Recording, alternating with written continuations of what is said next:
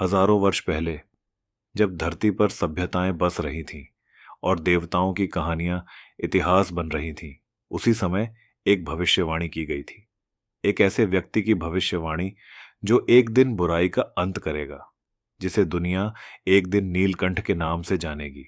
लेकिन उस समय वह व्यक्ति खुद भी नहीं जानता था कि उसका भाग्य क्या है। दूर उत्तर में हिमालय की बर्फीली पहाड़ियों के बीच एक योद्धा कबीला रहता था, गण जनजाति।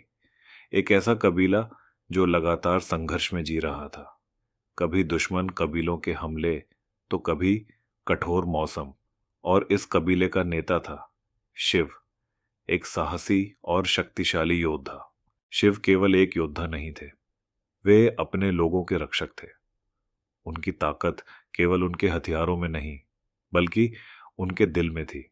कबीले के लोग उन पर भरोसा करते थे, लेकिन वर्षों के संघर्ष ने उनके लोगों को थका दिया था। शिव जानते थे कि अगर उन्होंने जल्द ही कोई रास्ता नहीं निकाला तो उनका कबीला खतरे में पड़ सकता है।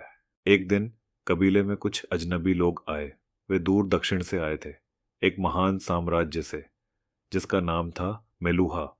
उनमें से एक व्यक्ति ने शिव से कहा, हमारा राजा आपको और आपके कबीले को अपने राज्य में बसने का निमंत्रण देता है। यह सुनकर शिव आश्चर्यचकित हो गए।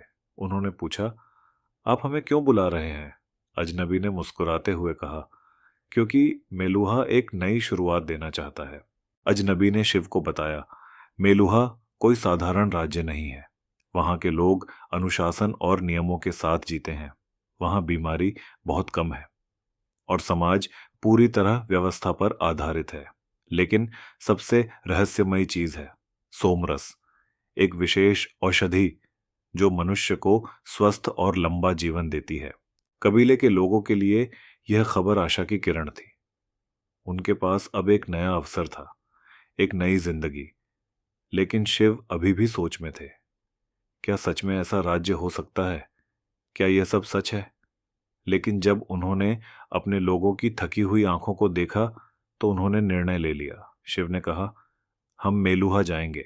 और इसी निर्णय के साथ एक लंबी यात्रा शुरू हुई। हिमालय की ऊंची पहाड़ियों से घने जंगलों और नदियों को पार करते हुए शिव और उनका कबीला दक्षिण की ओर बढ़ने लगे। उन्हें नहीं पता था कि यह यात्रा केवल एक नई जगह तक नहीं, बल्कि उनकी किस्मत तक पहुंचने वाली थी। उसी समय मेलुहा में एक प्राचीन मंदिर में कुछ आर्षि पुराने ग्रंथ पढ़ रहे थे। उन ग्रंथों में एक भविष्यवाणी लिखी थी, एक दिन एक व्यक्ति आएगा जिसका गला नीला होगा, वही बुराई का अंत करेगा। मेलुहा के लोग सदियों से उस व्यक्ति का इंतजार कर रहे थे। कुछ ही दिनों में शिव और उनका कबीला मेलुहा की सीमा तक पहुंचने वाले थे। लेकिन उन्हें नहीं पता था कि वहां उनका इंतजार एक ऐसी घटना कर रही है जो पूरी दुनिया को बदल देगी, क्योंकि बहुत जल्द एक साधारण योद्धा का जीवन बदलने वाला था और दुनिया को मिलने वाला था नीलकंठ। लेकिन यह तो बस शुरुआत थी।